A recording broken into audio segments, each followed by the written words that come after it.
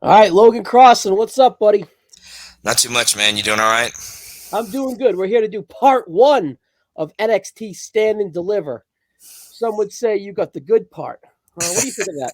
Those are the 4 matches we're going to go look at. What do you think? I think I got a pretty solid lineup. I think the card overall is pretty good, so I think part 2 will be equally as awesome, but I think I got the better half for sure. I think you got the quantity mixed with quality. Yeah. Your compadre NXT. Who's next is what we call it. Who's next? Yes. Andy Atherton got the other part. So yeah, you may have drawn straws, or I just kind of just like, oh, well, this makes sense for part 1. And Grayson Waller's your favorite, so you come first. Absolutely. Yeah. I had to get my guy. I had to get my guys match. So yeah. Cool. But all right, the first match we're going to take a look at here is for the NXT Tag Team titles. It's the family, Tony D and Stax Lorenzo versus Gallus, Wolfgang, and Mark Coffey versus the Creed brothers. This has pretty much just been built the last 3 weeks with vignettes, bar vignettes. Pretty much both teams each week had to prove themselves drinking with Gallus. The Creeds earned their respect by drinking them equally under the table, and then Tony D and Stax decide to show up and make a deal. You know what I'm saying? Let's make a deal. Let's make some offers, and we got a 3-way tag match here. You know, I think this is a nice, fun, sports entertainmently way to get this match going, and I don't know, I'm looking forward to it. I think it should be perfectly fine mid-card filler, which will over-deliver like it usually always does. What do you think? No, yeah, definitely a solid tag team match. It's been built like you said over the last few weeks with bar visits from each team. But yeah, the Creeds and the family didn't end up looking too well at the end of the last episode. They kind of ended up on the floor having drank a lot, so they were in pretty rough shape. But yeah, it'll be a solid match. The tag team matches usually always deliver. So yeah, but yeah, good stuff. Can we get a winner out of you? I'm going to say Gallus retains just because I think they just won the belts at the last Premium Live event, so I think they'll hold on to it for family would be my other pick. I don't think the Creeds. That was my pick. Yeah, I think the Creeds may be main roster bound kind of after this show. So yeah, I think if somebody else wins the belts, it'll be the family because they've been building them a lot lately, and I think they've done some really good stuff to kind of prop them up and get them in a little higher level. So, yep. I don't think there's a wrong loser here anyway. Give me the family. I'm not mad if Gallus retains. But if we can give Gallus the real music, I'm good with that. Exactly. Just keep Joe Coffey as far away because he sucks, and the tag team's pretty good. I think he'll come in eventually, but I'm not missing him right now. I'll say that for sure. It's pretty boring. I hear you, buddy. I hear you. All right, so what do we got here next? It's Chase University and Tyler Bate. It's Andre Chase, Duke Hudson, Thea Hale, and Tyler Bate taking on Joe Gacy, Rip Fowler, Jagger Reed, and the actual debut match of Ava Raine. So the Rock's daughter is actually going to have her first big match on this big, huge stage for her. So this has been building for a while. The Chase U thing's been going on for even longer. Duke Hudson kind of joined, wasn't really into it at first, but kind of got closer to Thea and Andre throughout the months. And now lately he's starting to kind of see some cracks. They've been losing a lot. They seem to lose all the big matches that they have. He started to think that Andre's kind of given Thea too much praise. And I think within that, the schism has kind of infiltrated a couple of the classes that they have backstage, and kind of preached their little message of togetherness and all that kind of stuff. So it's really kind of fracturing Chase University from within.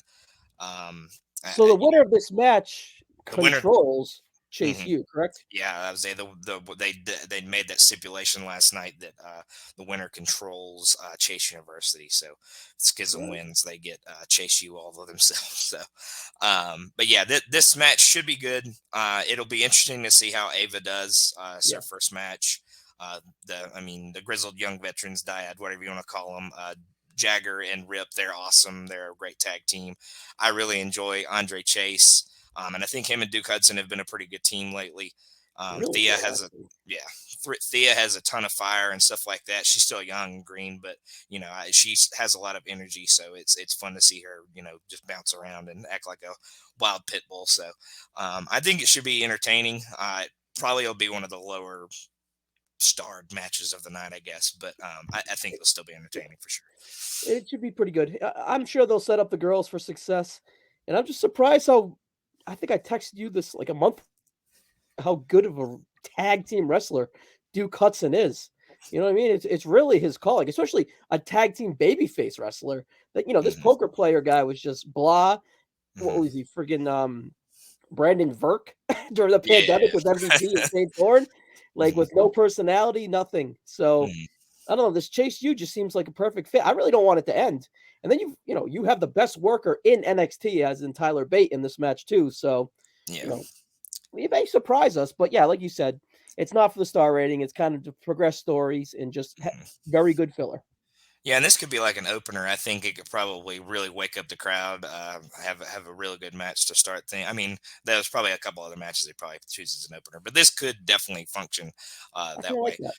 Yeah, I think Chase U actually sneaks this one out. I think they come together and really have a big win on a big stage right here to kind of put away the schism and kind of get rid of that problem.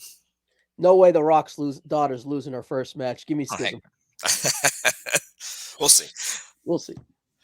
All right, the next match we got here is Alba Fire and Elsa Dawn going against Fallon Henley and Kia James for the NXT Women's Tag Team titles. Also flanked by Briggs and Jensen. This storyline is a guilty pleasure of mine. It's just so like I just like Briggs is a local guy to Massachusetts, and then Jensen is just so likable. I don't he's just so goofy and it's so stupid where he's like a virgin and stuff, but they are all super likable within the role. And then you got Briggs, who's a fucking good buddy, but he's also just like, I don't know. It's just, I don't know why I'm so into it. It's so dumb.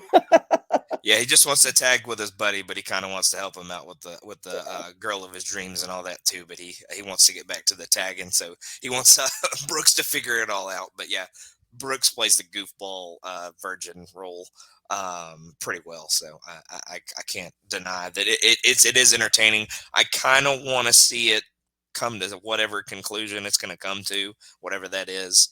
Mhm. Um, but I don't see our champions retaining here. I definitely think Isla and Alba take it because I think they have more upside and more ways that can go forward Now, with that. those two did some bullshit at like two PLEs ago. Like, just wasn't working. But there's something about them but together, it Hmm. works. That's a main roster tag team. That's a very good main roster tag team. You can work through the voodoo and everything and just iron out a solid tag team. So Hmm. even if they were to lose and like head up to and be in the WWE or Raw or SmackDown women's tag team side of things, I'm totally fine. Alba Fire is one of the best workers in the company as a whole. Yeah. So I don't Yeah, know. if they We'll do see. lose, I definitely would like to see that. But yeah, I think Andy has dubbed them the Coven because they're kind of witches and do crazy magic and stuff like that. So yeah, I think they win. I think they kind of deserve it. Kaylee Ray / Alba Fire has had a ton of title matches. She was UK Women's Champion, of Yep. course, but I think she's had a ton of shots at the women's title and just hasn't ever pulled the trigger. So nice to see her finally win a belt. So I think they definitely take it.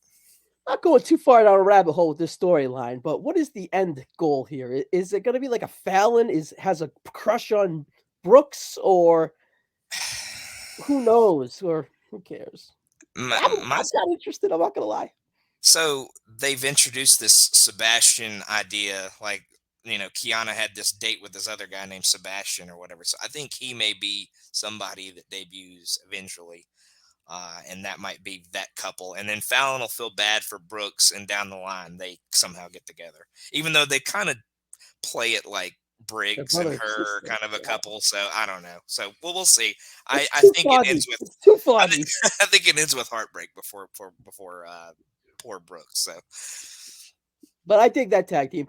APA light on a PG scale. Let's just put it yeah, that way. absolutely. In ring light. Yeah. Yeah, no, they're very good as well. Yep. All right, we got the main event here. What do we got? We have Grayson Waller versus Johnny Gargano. This started way back, right after War Games. Was that 2 years ago?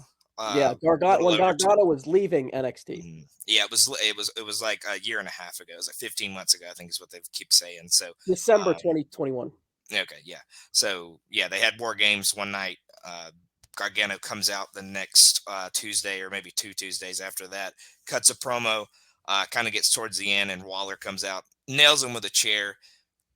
He obviously disappears for a while, shows back up on the main roster. And Waller has this thing with Triple H, or not Triple H, HBK. And he thinks HBK is holding him down. He thinks he doesn't like him as much as the other guys. He doesn't prop him up as much as he does maybe Mello or Braun Breaker or some of the other guys. So he feels disrespected. So it seemed like they were going in a direction of him facing Shawn Michaels, which a sick part of me kind of wanted that to end up happening, but I understand. But yeah, I did feel it a little bit. I am glad it's not at the same time. But like, there's a little bit of me that was like, make up for that Saudi disaster that you had last time. So, but obviously they had the Grayson Waller effect. It seems like they're going to build to an HBK Grayson Waller match. Uh, HBK says something like, "Well, I can't possibly fight you, but I have somebody that will." The heart and soul of NXT, and then he introduces Johnny Gargano, and they Pretty good set up the review. match. Yeah, Yeah. they set up the match for it. It's perfect storytelling from the attack 15 months ago. So, and last night, uh, Gargano showed up with a contract for an unsanctioned match, which is what he had with Tommaso Ciampa in New Twice. Orleans all those years ago, to kind of blow off the first part of that feud. It went on after that, obviously, but yeah, they had that big unsanctioned match in that rivalry. So that's kind of Gargano's match. Throughout the build to this, Waller invaded Gargano's house, and they kind of brawled on his front lawn. So Pretty good angle. Grayson's just been on another level lately. Again, this is another one. I think maybe this might be his swan song in NXT. I think he might go up after this, just because I don't really know what he has left to accomplish down there. Because he lost the belt. I think he's kind of above the North American title at this point. So if he's not going to just be in a title program with Mello or Braun, whoever comes out of this show with the belt, I think he might be main Yeah. roster bound for sure. He's ready. He could easily fill Raw, SmackDown, whatever he needs to fill. He Yeah, could fill whatever mid card he is and build him up. He's in a prime spot. yeah. He's ready. He's ready to rock and roll. Yeah, he's on another level. I think he's been ever since before Vengeance Day. He's been just on top of NXT, and just everything he does, I'm just super entertained by. So, or match of the show potential. Yeah, match of the weekend, perhaps. We'll see. We'll see what kind of Gargano unsanctioned we got. That first one with Ciampa in New Orleans, unbelievable. Yeah. That second one in the empty pandemic, not necessarily their fault. I think it just ended though. That match. Yeah. It ended about 5 minutes ago. I think I heard the announcement from my other room where the TV's on. So, So either way, it's pretty good, decent little preview for the first part of NXT Stand and Deliver. And what do you got to plug before we get out of here, buddy? 7 Months of Danger is the Dangerous Alliance pod we have here on the North-South Connection. Talking Docs is a documentary pod that I have with Jenny and the Cowboy. And I am on this month of build to Backlash 2003 on Ruthlessly Aggressive. So a bunch of stuff going on, a bunch of fun stuff, a bunch of great stuff. So check them out. Some would say you are the South of this North-South with all that stuff you just plugged. I'm about as deep south as you can get. I think Jake's the only one that's got me. So obviously you don't have good electricity in the deep lighting. Yeah, it's not. There's such things other than 40-watt light bulbs. Yeah, that's true. I guess I'll have to try them out. We'll see. I got you, buddy. Logan, thank you as always. I'll catch you on the next one, buddy. All right, appreciate it.